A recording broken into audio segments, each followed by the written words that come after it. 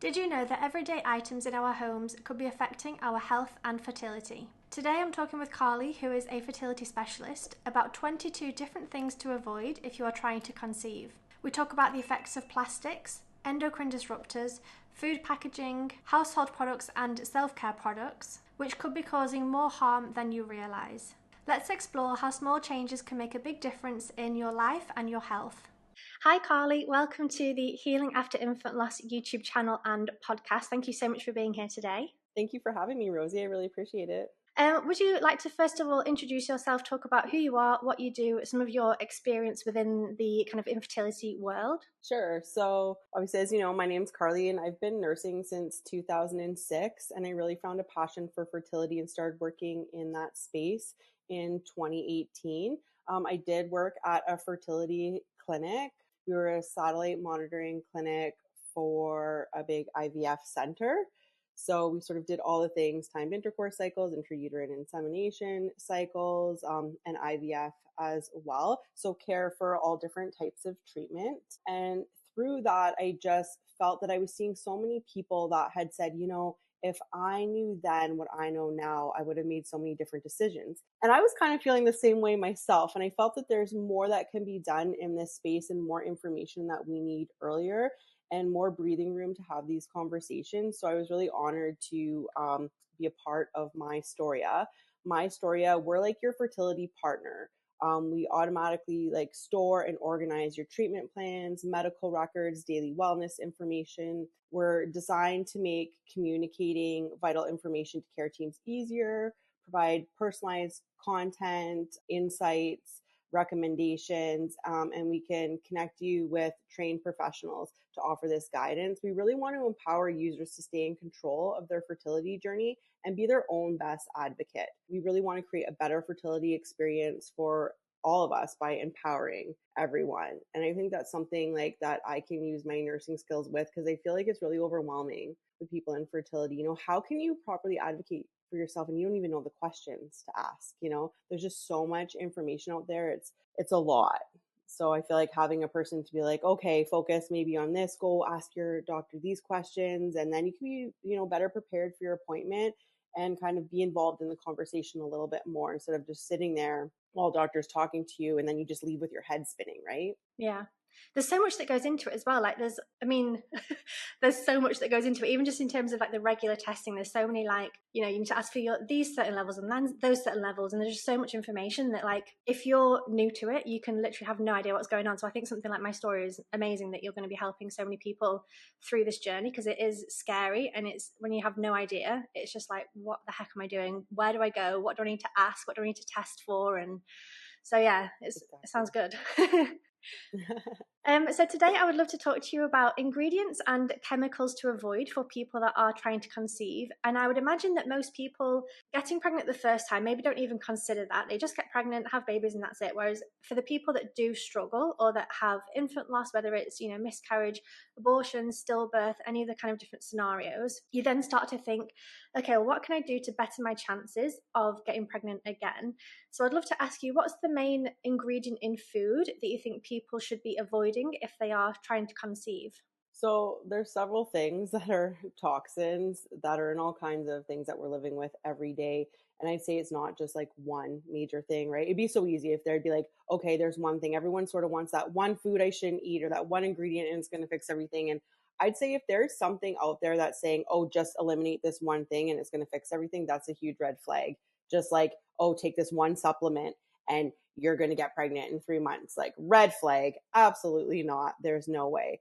But there are things in general that you're talking about that we can definitely avoid. So things like BPA is a huge one, and everyone knows that there's all these things out there that says, oh, BPA free now, right? BPA free for baby bottles, things like that.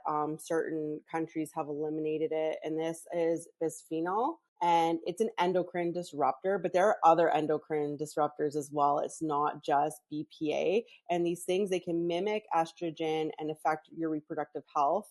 Their BPA in particular is linked to things like altered puberty timing, increased body fat, reduced fertility, and rise in metabolic and behavioral health. But the problem is we've already been exposed to it for so many years. And this is the effects now. And this is why they've banned it in so many countries, is because it's already in our bodies. And then you're seeing the effects years later.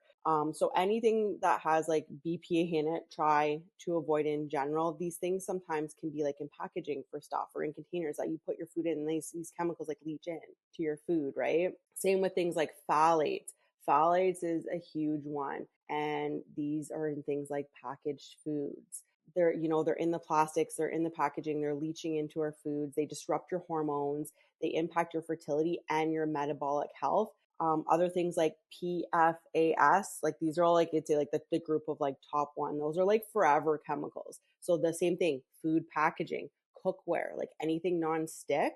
And they have been found in water, in our water supply, and in Canada, the US and the UK as well. I was reading some articles. So the governments like are aware, they are trying, to do things, but they harm your immune system, they harm your endocrine system, your thyroid function, and then, pesticides too, like what we're growing our food in, all of these things. So it's like the perfect storm, all of them together. And suddenly, they're doing research and they're finding that women are experiencing hot flashes, at an earlier age. So it's like kind of these phthalates are like putting us into menopause earlier. DEHP is a main phthalate as well. Though that's been linked to like lower sperm counts, preterm birth, reproductive aging. And these things are also in like personal care products, vinyl things. And it makes it really difficult to avoid all these things. Like to completely eliminate all of them would be hard, unless you're going to dig up your backyard and plant all your own food and be like, that's it, I'm only using glass. It's really hard. But what can we do, right, to try and even like reduce some things?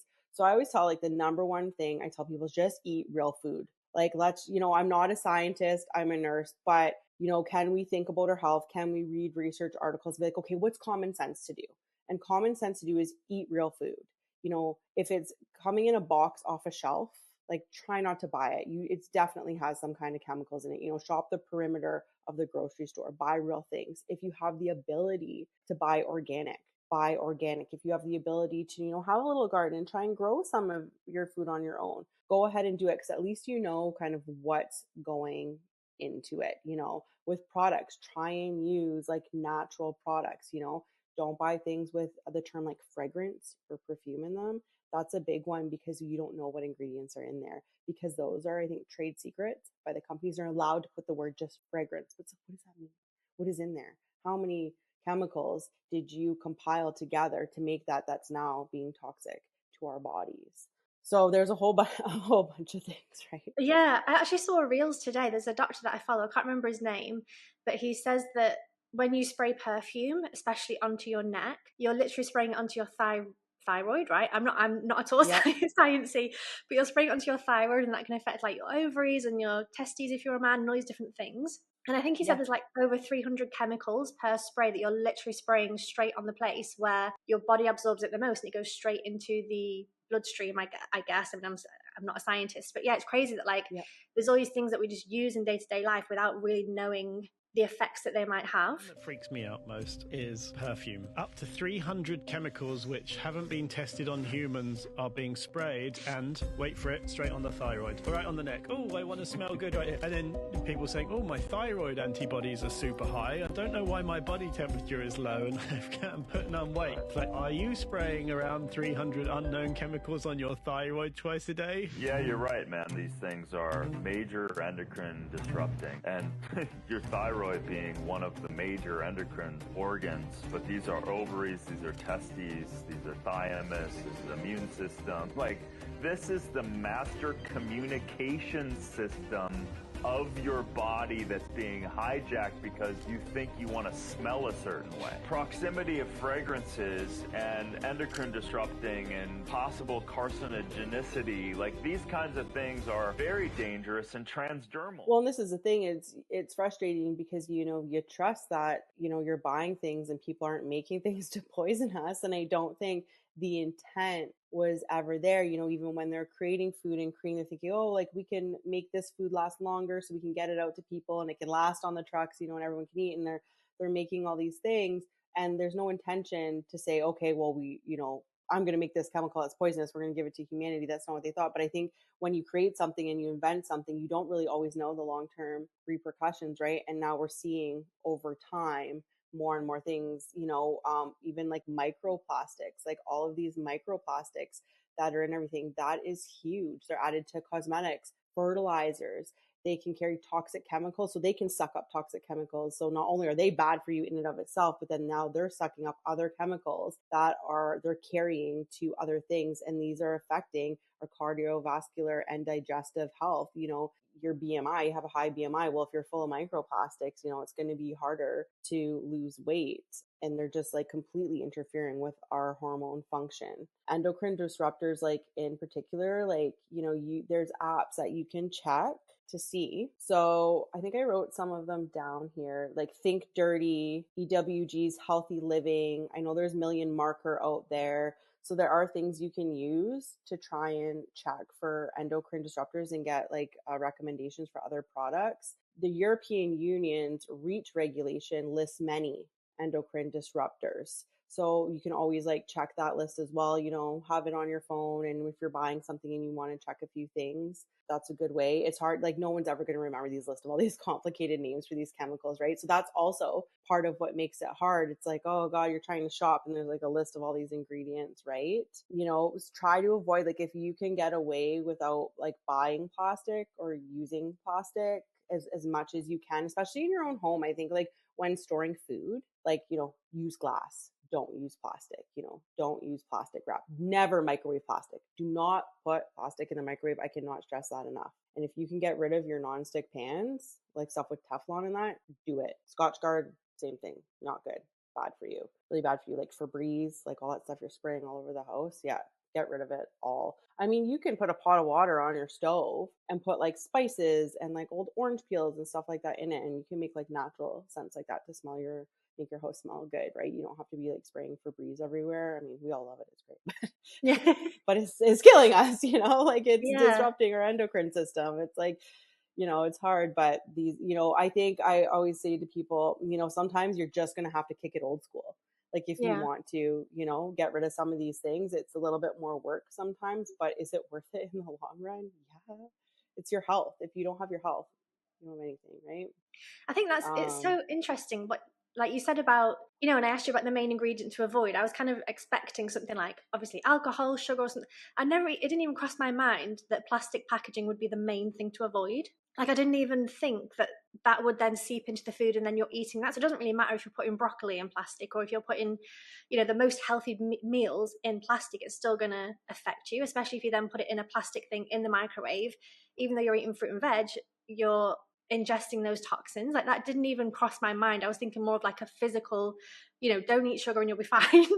But even that is such good advice, because it hadn't even entered my mind that would be one of the main things to avoid, which, if that's the case for me, it must be the case for a lot of other people as well. It's like, it's one of those things, if you don't know, you just don't know. You kind of need someone to tell you, like, hey, maybe don't do that, use glass instead. And like, it's nice to offer alternatives, but yeah, I didn't even think of that, honestly. Yeah, it's kind of scary. Like I almost feel like I know too much now. Like when you start reading like so much research, right? Going to the chat, like, oh my God, it's like, that's it. I'm heading up into the bush and going to start homesteading because everything's trying to poison me, and it can be overwhelming like that. Yeah. But like I said, it's like, okay, what can you do easy? Eat real food. If you want, talk about like diet, like, yeah, like it's true. Like if you have like moderate or higher alcohol intake, it's definitely going to affect your fertility. There are studies that show like, that women, say going through like ART therapies like IVF, that the ones who use no alcohol or minimal alcohol did have better success rates. So like, you're right. Like, yes, decrease alcohol intake, eat healthy, eat real food. Like the number one most researched diet, Mediterranean diet, like you usually can't go wrong if you start there. If, for your body type, you want to do other things, there are other things out there, but I'd say that's one that I can confidently say is like been proven to improve your overall health, and there are so many things that they're trying to research, in regard to like supplements and diets. But the problem is you have to correlate that when they're doing research on fertility. A lot of time they want to correlate that with live birth rates. There's just not enough information. But I'm like, okay, let's expand our minds. Let's think outside the box. What can you do to be the most healthy? Because if your general health is really good, that's definitely it's going to help improve your fertility. Like, how could it not, right? So it's like, okay, if I'm going to eat a Mediterranean diet, I'm going to try and, drink a minimal amount of alcohol and like reduce sugar intake, which is like part of the Mediterranean diet, like lower sugar, eating healthier grains, and also like decrease red meat. Eating more like poultries and fishes is definitely going to be better for you. Like those omega-3 fats, those healthy fats coming from fish, like absolutely great for you, right? So all those things are going to be good for your health. And then on top of that, if you're saying, okay, I'm not going to use, nonstick cookware. So when I'm cooking my dinners, I'm going to, make sure that I'm not, getting a lot of toxins. I'm not going to use plastic cutting boards. I'm going to try and use wood and really clean it for the bacteria and like oil it regularly. Or I'm going to get something like a titanium cutting board, because when you're cutting into the plastic, all those little bits of plastic with the knife coming up and it's getting into your food and you're ingesting it. So, thinking that way, I'm only going to store my food in glass containers. I'm only going to heat in glass containers. Okay, I'm reducing stuff there. I'm going to get rid of stuff with fragrance and try and find natural alternatives, Don't buy your candles that are full of chemicals at like the dollar store or something, try beeswax, things like that. So just kind of trying to be rational about it and be like, okay, I'm not going to drive myself nuts, but if I have the ability to switch out certain things. And I think that's also a conversation in and of itself, Rosie, because access, right? Not everyone can afford to eat organic. Some people need assistance to be able to buy their groceries. Well, if you're going to a food bank or using food stamps, what quality is the food that you have access to? And is that really fair? You know what I mean? Everyone deserves to be able to eat healthy food that's not going to eventually have a negative impact on their health, right? So these are also things that like I think about and I have concerns about as well. You shouldn't just be able to eat organic food and the freshest food because you have the most money. It's not fair. Everyone deserves access. Every child deserves to have fresh food and good vitamins and nutrients. I lived in the US for 3.5 years in Miami, and when I was there, I could kind of see why people buy McDonald's. And I shouldn't say that I know, but like, it's cheap. If you've got a family, you're a single mom with 2 jobs, you've got 3 kids, you need to feed them. And buying a red pepper from the grocery store is the same amount as buying like a Happy Meal. Like, it's just, the bad food is so cheap and the good food is so expensive that it's so hard to afford, especially places like the US where there's, they just put like everything in their food. There's no regulation. And especially with the organic things, like the organic things are like 2 or 3 times the price. It's really hard to eat well in the US if you don't have a huge income to be able to support that. So like you said, it's just not fair that the people, not everybody has access to the same things. And I don't really know what we could do about that. But yeah, it's definitely a worry, I think. Exactly. Yeah. And I think, there's a lot of food activists right now in the US, and I've been watching some of them online, and they're doing like great work, and they're really trying to like bring awareness to people, because part of it is people just don't know. Not everyone learns this stuff growing up, right? It's not really common sense. So they're trying to ask questions like, why are all these chemicals in our food? Europe has regulations. They say, no, you can't put these chemicals in. Canada has certain regulations. I think Europe is one of the best though, for the regulations on food. And Canada is trying to do things, but I think the US still has some work to do. And it's like, yeah, why are any of these chemicals being put in our food? Why is this happening? But I think having these food activists and having people like you and I who are going to have these conversations, the more awareness we bring, then people can really make that choice. And the more people that we get making the better choice and saying, hey, I don't want to eat this. I'm not feeding this to my family. It's full of chemicals, and they stop buying it. Then the companies are sort of going to be forced to make those changes, Yeah. So if we talk about chemicals, we sort of talked about perfumes, but in terms of things like nail varnish, deodorant, toothpaste, face wash, body wash, all the sort of things that we use on a daily basis that we don't realize have chemicals, is that the same approach? Try and find organic, natural products? Because I know there's, natural deodorants, for example, but when it comes to like face cream, sun cream, all these like toothpaste and everything, do you recommend people try to research and avoid certain things? Is there anything that stands out to you that's like, definitely avoid this thing? Or would you recommend just going on the websites that you mentioned? I'd recommend going on the websites because I don't want to like endorse or like overly like condemn certain products, right? But it's the same thing as foods. It's those PFAS, those forever chemicals, the phthalates, You know, what kind of packaging is it put in? Mm. I know that some countries too, and some companies were forced to get rid of microplastics because they were using microplastics as those little like exfoliant beads Yes. Yeah. and like For body the wash face and washing. face wash. Yeah. So I would want to know if you're buying things with those beads in it, you need to know what they're made out of, right? Mm. So definitely like the more natural of a product you can buy, just the better off it is.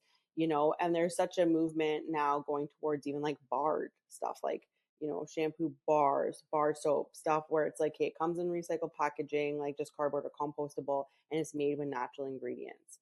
I think the more you can lean into that, just automatically, like the safer you're going to be. Otherwise, you're definitely going to have to look up your products. And there's going to be like, there's some products that'll have like, oh, they'll market like clean, or they'll advertise right on it, like phthalate free, you know, paraben free, sulfate free, all these things. So that's what you want to look for, is things that are really trying to market to say, hey, we're not full of this stuff, by us, you know. I always say to people, you know, if you read, especially with food, particularly with food, I would say, if you are reading the ingredients and you're having trouble pronouncing the words, just put it back. Like, you know, Yeah. and if you have an extensive vocabulary, then you might need your list of what to avoid. But It's interesting you said about the shampoo and things. You know, they obviously all come in plastic packaging. So would you also recommend that people buy cosmetics that come in glass? Like if they're phthalate free, I don't know if that's the right word, all these like, you know, free from everything. Would you also recommend they come in, try and find products that are in glass bottles instead of plastic? Would that also help? Because that's something that you kind of keep for, you know, 3 to 6 months. yeah, and there's more companies also trying to do like refills of stuff Okay. too. So you can try refillable products. Some people live in cities where you can actually bring your containers like back to the store and refill them, which is great. Is it ideal for everyone? Does everyone have that ability? No. But if you're there and you're a person who lives in a big city and you just have to walk down the street, you know, if you have that ability, I would say do it, you know, and try and, yeah, if you can get glass, oh, I would always use glass, me personally, over plastic. But so many things come in plastic. So I'm realistic to the fact that it's really hard. Like it really is. They put everything in plastic now for us. So really checking the bottle, like I said, this is phthalate free, BPA free, PFAS free. PFAS, those are those forever chemicals that stick around. So those are like some really bad ones. So if you can try and even just concentrate on like those three things, like phthalate free, BPA free, PFAS free, you're already going to be doing yourself a service. But yeah, glass, stainless steel too. Stuff in stainless steel containers is good. And organic fabrics. I You was, know, I was literally, when you were talking, I was thinking, what about cotton and plastic? Because obviously nylon, but a lot of companies now are doing recycled plastic t-shirts or recycled plastic, whatever it is. Surely that's not good to be wearing, especially underwear around your groin or around your armpits and things. Should we be yeah. gearing towards cotton, hemp, you know, that kind of materials? Yeah. Linen as well. So Yeah. So it's great because they're trying to do good things, right? Like, let's make clothes out of recycled plastic. This is Yeah. great, right? But Yeah. it's like, yeah, it's also bad for you and all those microplastics and now the plastic fibers and on your body. Yeah, it's the same thing. And what chemicals are they using to treat certain fabrics and treat certain clothes? That's also something to think about as well. So the more organic fibers you can wear, the better off it is as well. Yeah. And, you know, athletic gear is like one of the biggest things, right? We all love our leggings and our athletic gear, but you know, I started thinking about that and I'm like, oh, what is this made of? You know, what is it treated with? And it's just like, it becomes really stressful. So, you know, none of us are going to be able to be perfect. It'd be really hard. You'd have to live very, very minimally. So if you want to go gung ho, I mean, go for it. All the power to you. But is the average person going to be able to do that? Probably not. So just like one step at a time, one thing at a time. And I think we're going to see things like getting better and better as there's more awareness. But, you know, I wouldn't say go out right now, throw everything out, spend all this money, buy new stuff. You know, that's not ideal for most people. So it's just going to have to be like a few things at a time and do your best. And just the easiest thing to do is really trying with food, like just change, like stop buying that fake stuff, buy real food. I think as well, in terms of like cookware or clothing and things, you can also go to charity shops and get things, thrift stores, get things cheaper. You might be able to find pans that someone's thrown out because they want the non-stick pans. Well, then, okay, you just got it for cheaper. Or, clothing, you might be able to buy linen trousers or cotton t-shirts or whatever it is for a cheaper price than what it would be in the stores. But also, obviously, you're helping with the environment, with not producing as many fabrics and clothes and things. So that might also be an option to look at the charity shops and thrift stores. Exactly. And there's so many people who sell things online now too, right? It's like, part of the reduce, reuse, recycle. I'm really focused on that, like in the house, I'm always like, hey guys, like we gotta keep things in good condition. Don't just throw everything everywhere. Treat your stuff with respect, because when we don't need it anymore, if it's still in good condition, somebody else might, and you're not having to throw everything out and constantly replace and buy new things. It's like, you can't have that mindset. Keep and take care of your items. And if you don't want to use them, if they're in good condition, somebody else probably will, donate, sell, trade, whatever you need to do. And then, like you said, we're producing less waste that way. Yeah. This has been amazing. Is there anything else you want to add that we haven't spoken about yet so far and you think would be interesting for people to know about? I think I've said mostly everything. I would like maybe to say, like, there is additional information on regulatory actions. Like, I know Canada's approach. They've issued updated reports and public consultations for the PFAS, so those forever chemicals regulation, but they kind of rely on risk assessments rather than bans for chemicals like BPA and phthalates. So future steps would be like they shift responsibility to manufacturers to prove before using any endocrine disruptors or anything like that in consumer products. So I think there needs to be a responsibility there. And I'd say you guys have the European Union's REACH regulation. So REACH identifies these endocrine disrupting chemicals and bans those that pose significant health risks unless proven safe. So the European Union's precautionary approach is stricter than that of Canada or the US, which is great, aiming to protect public health more effectively. So I really love that. And I think that sets a good example for Canada and the US, and they could really take some tips.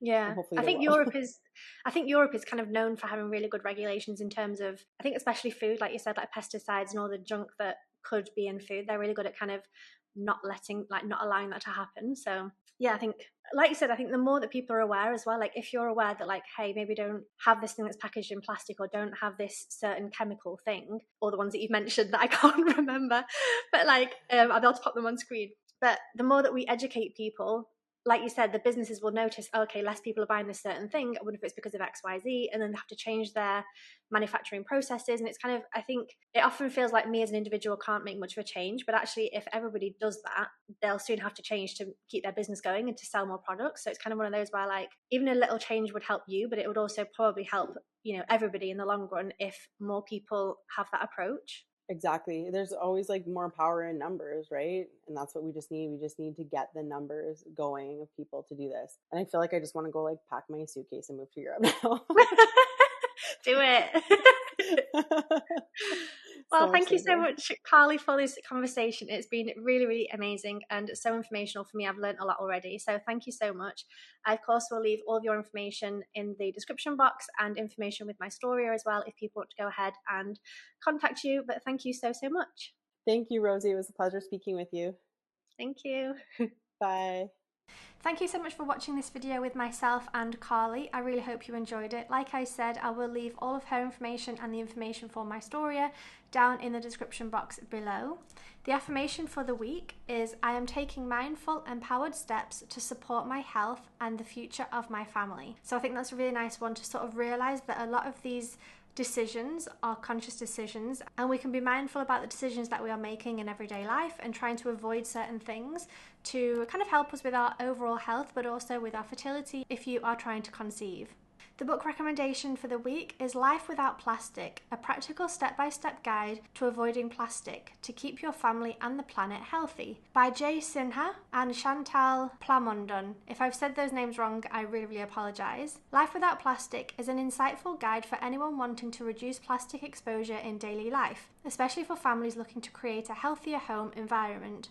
Authors Jay and Chantal began this journey after their son was born and the Canadian government banned BPA in baby bottles. As they searched for alternatives to plastic baby bottles, they quickly realised the scarcity of safe, accessible options. This inspired them to launch a mission not only to find reliable glass and metal alternatives, but also to make these products available for others. The book provides an educational and practical approach to reducing plastic use, covering everything from identifying hidden plastics in food packaging and cleaning products to choosing safer, reusable options. It also dives into the dangers of BPA, polycarbonates, and other chemicals commonly found in single-use plastics, explaining how they can disrupt hormones and impact overall health. Printed on sustainable BPA-free paper, this guide supports a journey towards healthier choices that benefit both personal well-being and the planet. So I will leave that linked down below via an Amazon link so you can go ahead and find the book. But thank you so much for watching this video. I really hope you found it informational and educational, and I will see you in some of my future videos.